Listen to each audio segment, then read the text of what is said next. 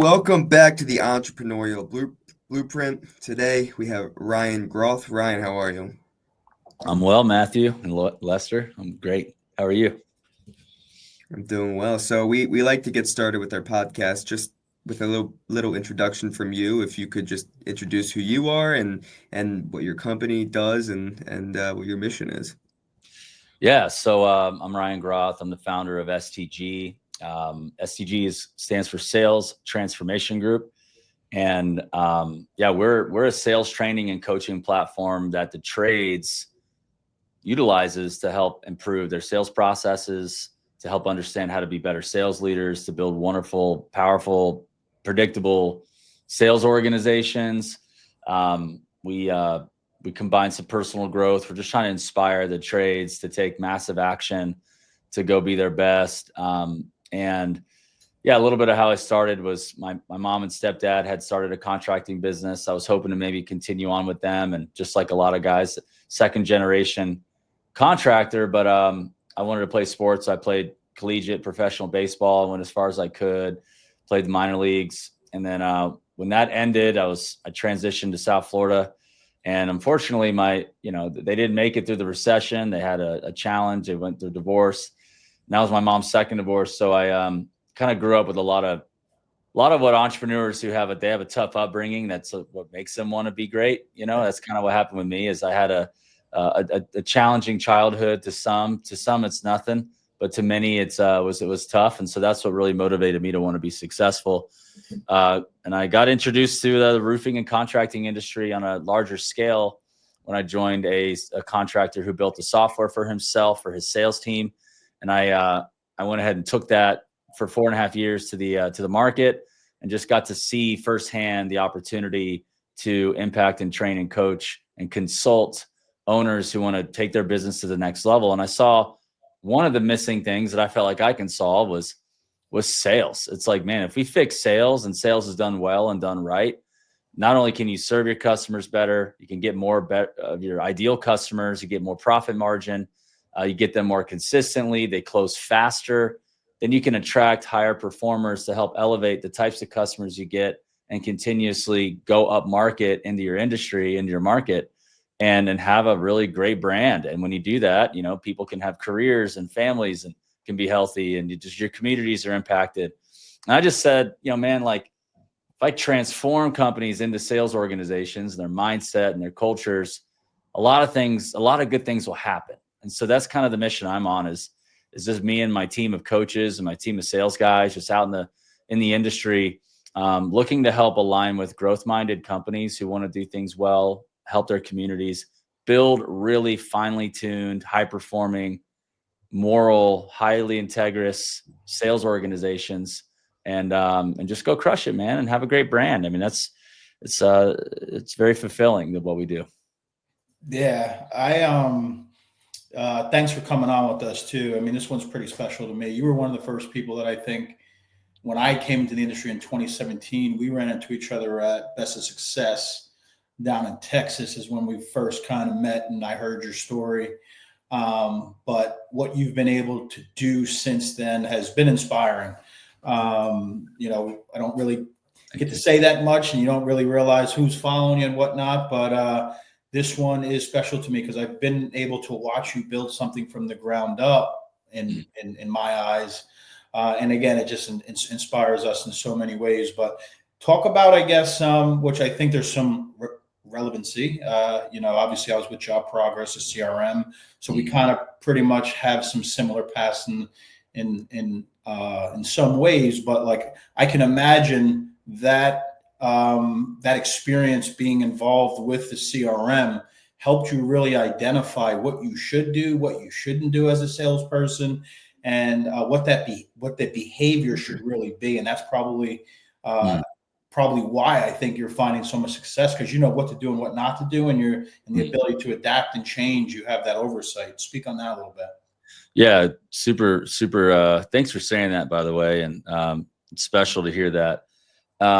Yeah, as far as like the CRM experience, when we're out there implementing this, we found that when you do relevant sales related behaviors, for example, you're making some sort of outbound effort, you're following up, you're having conducting discovery meetings, and you're presenting or you're estimating. Sure. I mean, those are the things that move the needle, right? And some people do cradle to grave, some people are distracted. What we found is if you can measure the activities that produce the results, then the results will happen. If you manage the behaviors, the results will take care of themselves. And so we found firsthand in the CRM days, like salespeople, they can do the behaviors. So you need to have salespeople who do the behaviors, but you can have a salesperson that does behaviors all day long, but they're ineffective. Okay, well, let's isolate that variable. If they're doing the behaviors, but they're ineffective, what could it be?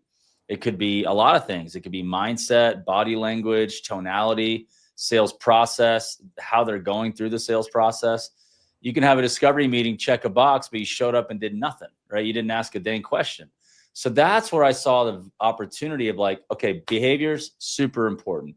Next thing that somebody needs to do is they need to have a mindset that's supporting a sales process that will help close deals. So you can't just have a great sales process and give it to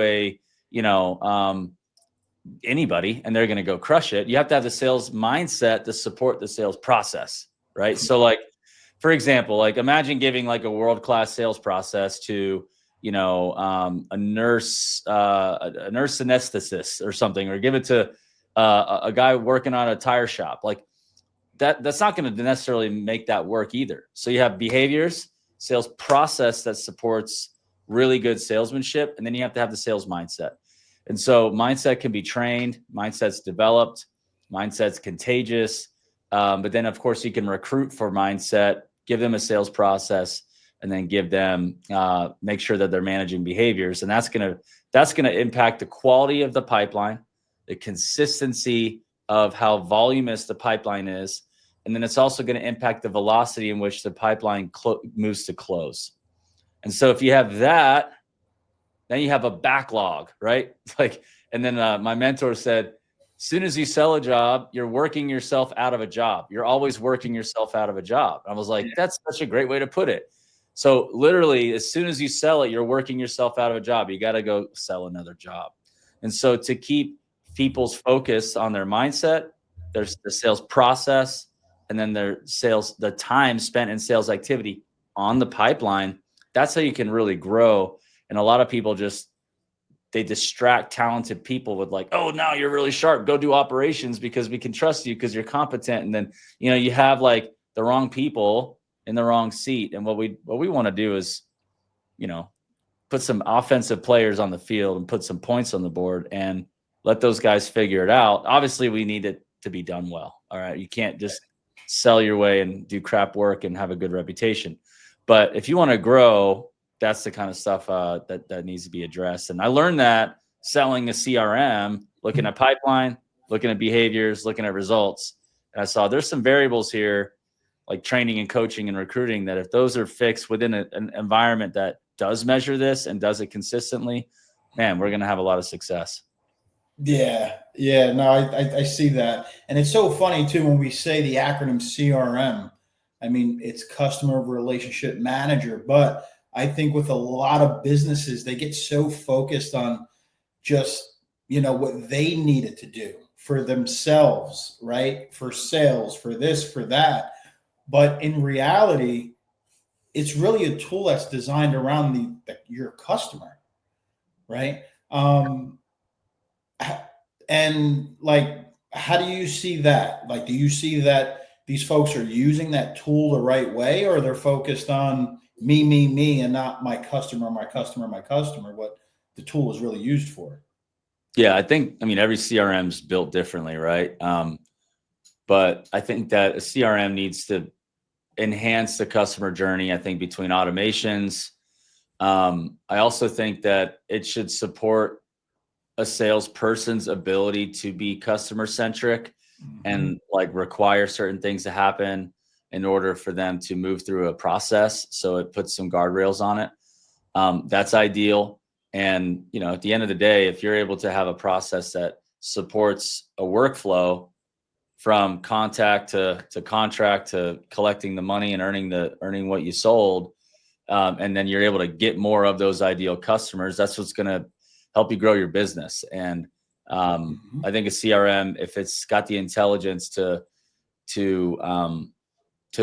integrate what's going to help the person closing the job, and I'm focusing on sales, the majority of my thought process, it's going to help the salesperson be more successful, and it's going to help customers be super grateful that they're partnering with your company. Yep. So yeah, I think there's definitely a disconnect in the CRM space of, not being designed around a customer experience. And I think that, when you're on a search, you got to make sure you do it. And then you got to make sure you use it and use it properly. Yep. Yeah, and I think to piggyback off Lester, there is this false perception I think that's out there running on social media and in movies about what sales really are. I mean, a couple years ago, one of the biggest movies out there was Wolf of Wall Street, in which Jordan Belfort, where everybody's kind of wanted to be like Jordan Belfort. Well, Jordan Belfort manipulated his right. He manipulated the people he was selling to. Right. It was only about Jordan Belfort trying to make a lot of money by Yeah. manipulating these customers and selling them fake penny stocks. And I don't think that's what sales are. And I'm sure, Ryan, when you walk into a company, you're not telling them to manipulate their customers. You're not telling them to try to sell them and take advantage of them. So what is the first thing you look at when you walk into a company and an exterior remodeling company, and you want to try to help their sales team?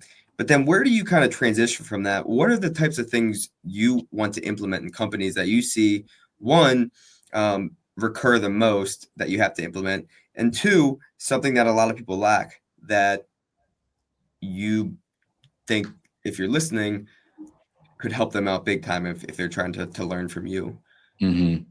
Yeah. So yeah, what I'm hearing you say is sales is not a Wolf of Wall Street. That's like a perception, and how do we view it, and then what do we do when we go into a company, and then what do we recommend to implement that we see commonly, exposed when we talk to Right. Especially when I've gone to sell before, it's never worked for me. Not that I've tried to take advantage of a customer. Anytime I've been honest with a customer and been straight up with them and been nice and created and cultivated a relationship personally, that's Mhm. where I find that I have the most success. And I think a lot of people would probably agree with me that sales is not just, I'm trying to sell you something, you give me your money and I'll talk to you later. Sales is, yeah, I'm trying to sell you a product, but I also want to create a relationship with you. So we're both trying to it's a mutual beneficiary, that I'm giving you a product, you're giving me the money, but also let's cultivate this relationship so we trust each other.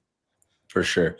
So, a couple things that come to my mind is when I grew up, sales, like it was just like a foreign word to me because, my parents were small business. My dad was like an engineer, so he's not a sales guy. And so I'm growing up in sports, and that's it. I got sports, and I had like church ministry, which was very altruistic, and that's all it is just helping the world around you. So I didn't really have a grid for business. So I was like, I don't want to step in and be like, not be the person that I feel like I am, which is a person who's full of integrity and cares about people.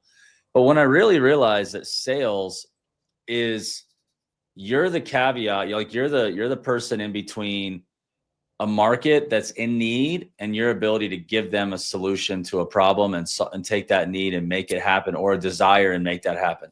So I found that because I have a deep love for people and I love helping people and I have great fulfillment in making people better, I realized that sales, the more complex and more costly and painful the problem that you're solving is, then the more value you're going to be able to create. And so what I find is like, the ability to go in, let's just say I'm going to an exterior remodeling company. I'm going to ask them questions that are certainly, there's going to combine this tension of, I want to grow and get this far, but I also have this constraint and it's painful and it's costing me money. And this is what I've tried to do before and it didn't work. And this is how frustrating it is. So I have this, like, what I'm trying to do in a sales process is I'm trying to create like a tension and a gap between a current agitated state and a desired state. And I want to have a tension to be so freaking thick you can cut it with a knife. Like I want it to feel in the conversation, I can just start playing music. Without tension, you can't make music. And the salesmanship happens in the tension. Amazing. That's where the money's made. And so I do that with my talk to prospects. And then I teach my people to do that when I'm training them. So the biggest thing though that I see, and we use an assessment that assesses 21 core selling competencies in a salesperson. It's super in-depth assessment. And what we find, the most common limiting belief that sabotages their ability to do this, what I'm talking about, is create this tension and freaking be like Jimi Hendrix and just make the place be a rock star, is the need for approval.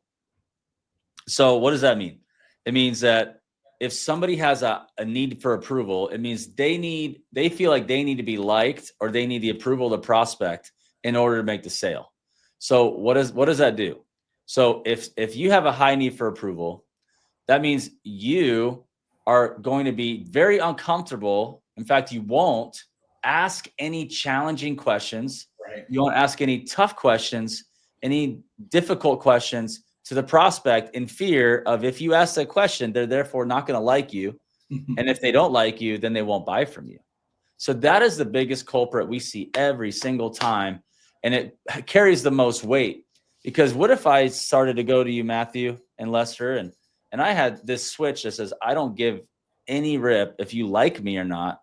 Therefore, I'm going to ask you the most pertinent, important, detailed questions to you in that moment in the sales process. You're not thinking, oh, this guy's you know what, I'm not going to buy from him. You're like, this guy just is cutting right to the chase. He really cares. He wants to help me. He's really trying to understand my situation and what I'm going for. In fact, he knows it so well. I trust him to fix it more than anyone else, because he has taken the time to do that. Does that make sense? Yeah. So we implement a sales process that supports the ability to ask those types of questions, but we have to address the belief system. And they're like, oh yeah, like total facts. Like, this guy's, he thinks everybody needs to like him. Yes, I like rapport. Absolutely. I like authentic connection. But authentic connection, all that does is it lowers resistance in the sales process, so that those answers to those difficult questions are more easily drawn out. And that's what a salesperson should be thinking, versus, hey, if they like me and if I pitch them something, they'll buy. Yes, Right. maybe. But what I'd rather you do is absolutely want them to like you, but I don't really need them to like you. You shouldn't need that either, because I'm going to ask the really good, tough, great, challenging questions that will then help them believe, not manipulating. They'll truly believe you understand them and their challenges and their desires more than anyone else. Therefore, your ability to put a solution together is going to be more meaningful than anybody else's. Does that make sense? Yeah, absolutely. And it's funny because you said you played college baseball and obviously professional baseball. I also played college baseball, and I think some of Nice. the best salesmen in the country are college coaches, because one, they're passionate about their program, but two, everything you just described, when you're sitting down in front of a college coach and they're cutting to the chase and they're asking you those difficult questions, and you're sitting there and they're telling you about their program, but then saying, "Well, what do you want out of a program? What is your goals?" And you're kind of like, "Oh my gosh." Like, we're cutting right to the chase, where we gotta. I have to basically figure this out right now, and then they're calling you back constantly saying, "Well, what's your decision? Come on, let's move this process along. We want you. You're our guy. Yada yada yada." And flip that. Okay, imagine you're the player.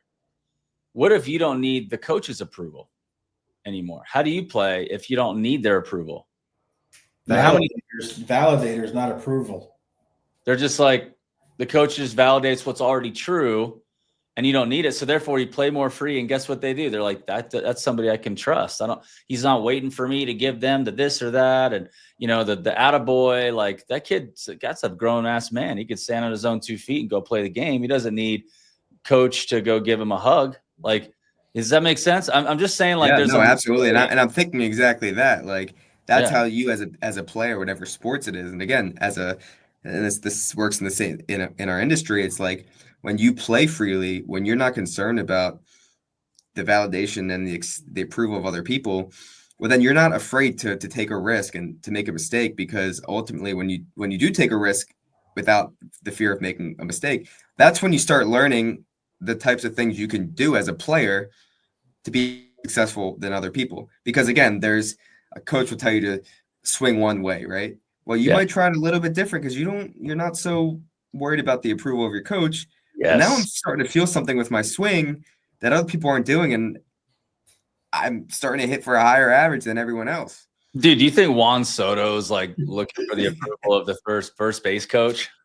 Yeah. No, not at all. He's like, when he gets a hit, he like, oh, I hope he gives me a slap on the back. Like, no. So therefore, it's like the coach becomes his partner. They're like a partner in crime. In fact, he's like, the coach is thinking, I hope he thinks that I have to say is important because he's such a gangster and such a good player. I hope he values my opinion and he doesn't just dismiss it because he's that good. I'm not saying like have an ego, but there's something about that mindset of I don't need anyone's approval. I found it from my faith, from my family, from myself.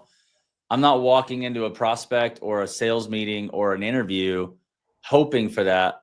It's already there, and they're just going to validate what's already true.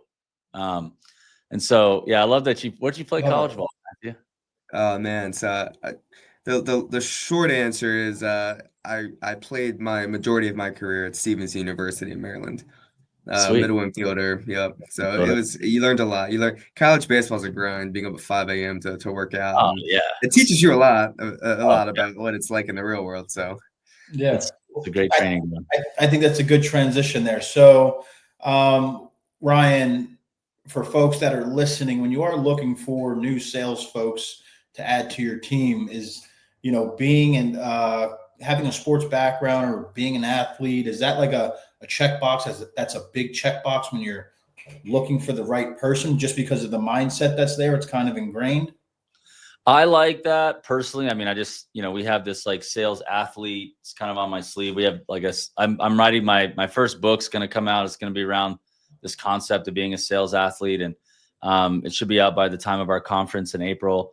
And so what I liked is military is also good, because they're part of a team. I just like people who've been in grind mode. They've been and the higher level they play, the more they understand that. And I do think that, there's some really brilliant salespeople who never did necessarily play sports, but Sure. But there's, for me, in the culture that I tend to see kind of created out of my company and with my clients is if somebody's had a history of doing consistently hard things over a long period of time. I do like gym guys that are like, obviously their body reflects that they work hard. I do like that because there's no way you can look like that without being mentally tough. Like there's just no freaking way. Like you have to have been in the gym consistently for some serious time with your choice of your food in order to do that. And there's a direct correlation, I think, when it comes to sales. And we got a couple people that have said they played sports, but maybe they didn't play as long or didn't really have that game, that playmaker status. And they were just kind of a bench guy. And it kind of shows. It shows in real life too. Because, the other thing too is like guys who played and like they want the ball. They're like, give me that thing, dude. Like I'm taking this thing. They have an instinct. They want to score again and again and again. Yeah, bro. They like to be number one. They may be humble about it. They may not be humble about it, but there's a swagger to salespeople that is it's there. It's like an athletes who've been high performers and they're in sales or they're in business ownership and they have a sales bend to them. They carry themselves a particular way that is attractive, and it's not like they're trying that hard. They just know how to go. They just know how to go make it happen. And I think that that's something that we try to find. And history will always repeat itself. Whatever's already there will repeat itself. So, yeah. Good. One other thing, because we just have a few minutes left. So I just want to rewind a bit, get real deep about it. But, for all the entrepreneurs that are listening out there, go back to the early days and the risk. And of course, you're a family man. You have all these things on your plate. You're trying to decide if it's a good time for you to go in business for yourself. You have a dream, you have a passion, you have a market you believe. But what does it take to take that step? And then I guess walk us through kind of some of the small wins to get to the big breakthroughs. And then when you kind of feel like, you know what, you're actually doing something and you're doing it with a purpose, and it becomes, just your mission in life. So you're asking me to give advice for somebody in that stage? Correct. Yeah. I mean, gosh, like, the first thing is like, you got to know and ask yourself, am I destined to be a business owner? Am I destined to create something worth a lot of money? Do I want to provide beyond where I'm at today? Is this something that I believe I want to look at myself in 10 years and say, I'm proud of that guy, or that's the guy I'm looking up to, and I want to be like him? So you got to ask yourself that question. If something in you is like, nah, I'm not really sure, dude, you shouldn't do it, because you're gonna be in trouble. But if something in you comes alive and you're like, yeah, dude, I want to provide for families. I want to be able to give. I want to be able to build that sick family dream house that just to put us in for my grandkids who will come hang out at, and they're like, that's the stuff that gives me goosebumps. Like, I want to be able to host people who are in need, or I want to be able to gather people in my community, and I want to do things that, like, that vision. You have to have vision as a person in that seat of founder, and that vision has to, like, give you goosebumps, and it has to be something your wife or your husband, if you're a woman, and your kids are like, yeah, dad, yeah, mom, let's do this. Or, hey, husband, wife, yes, honey, let's do this. I want to support you. And the vision has to be big. Like, if you're like, oh man, I'd love to, make $100,000 a year, like, that's not very big. Like, you need to have something that's going to require you to really step out. And I would say the big wins is you can't do a job unless you sold a job. And the big wins would be, get your brand and sales momentum cooking, because I could tell you, until you crack past that 8-10 million mark, you'll never make more money as a founder than you will when you're running sales and doing a lot of the closing and some of the management early stage. You'll make more money than you've ever had. You'll be putting money away. Don't be dumb and spend it all. Keep it in the bank.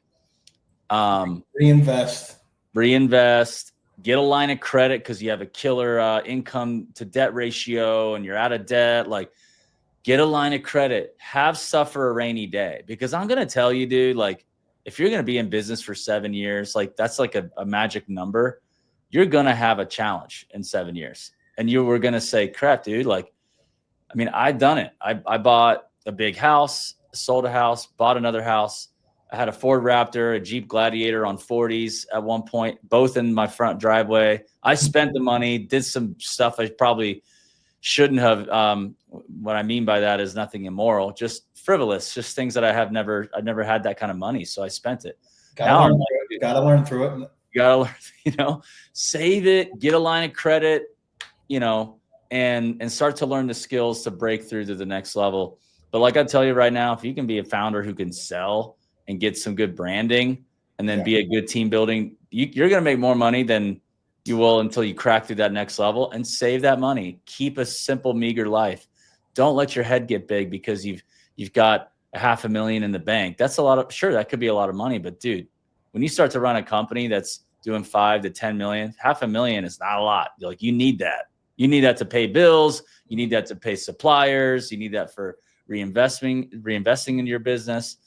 And so I think that, but look, even if you get down to the wire, if you can sell, you can always keep pumping oxygen into the life of your business. And so that's why I'm so passionate about it, because you start to get the mindset, the process, the behaviors that never turns off, and you're just on. And I don't mean by never turning off like you can't take a vacation or you don't know how to relax, but like, if that's the muscle that's created and that's a habit in your life, you're never going to stop making money. But it's people who haven't developed that muscle and they're just like, oh, I'll have somebody else do it. And they're like, man, our sales sucks. We can't, I'm like, dude, have you even like gotten in the game yet? You got to taste some blood yourself and like want to do this, or else you're never going to break through. And in case you need to, you won't be able to get back, to where you need to be. If stuff hits the fan, you got to be able to go back into the game. But yeah, I think that you can do 2 to 4 million by yourself.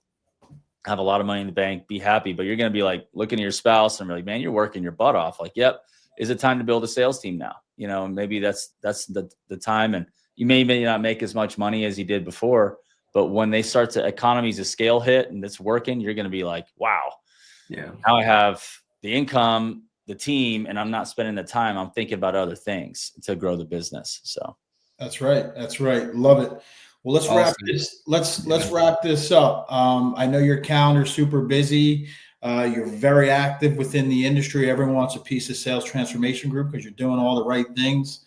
What is your next upcoming months look like? Where can we find you at? yeah, so I'm going to be hanging out at and there's a lot of things going on. I'm actually checking out a couple of other industries in the home improvement space. I'm going to be at a fencing event, so I'm speaking at Fence Tech this next month. I'm going to be at Rhino X, which is a lot of home service, HVAC, plumbing guys. Going to kind of just dip my toe into the waters there and learn that space a bit and see how we can make a dent in that world. But in terms of roofing, we're been at Duralast this week. We're going to be at IRE. I'll be at Road to RoofCon as well. I'm speaking in Salt Lake and in Florida this year. I'm speaking in South Florida for the South Florida Roofing Association in May as well. But the big thing that we're excited about is our own conference. Year 3, the Transform Conference. You guys can go to salestransformationgroup.com and see in the header, or you can go to sellonstg.com/transform. And we're having a residential followed by a commercial event, and it's focused on owner, executive level content, sales leader content, salesperson content. And so you can invite any of those types of teammates. We'll have some select sponsors there. It'll be about 200 people per event. So it'll be very intimate, but not too big, not too small, high quality, and inspiring and challenging. You know, I think the networking that we've been able to create has been second to none. And it's where we bring all of our coaches, all of our teammates into one place and bring the most action-packed event we can. So if you guys, I'd love for you guys to spread the word and come yourselves and be a part of our event. This is our baby, my baby. So come on out. Sounds great. Awesome. Well, Ryan, we appreciate you coming on. We will put your Instagram in the link down below to all the listeners if you want to find him. And we really appreciate you coming on, Ryan. And we'd love to have you back here in a few months just to check in and see where we're at. Anytime, brother. Thanks, guys. All right. Appreciate it.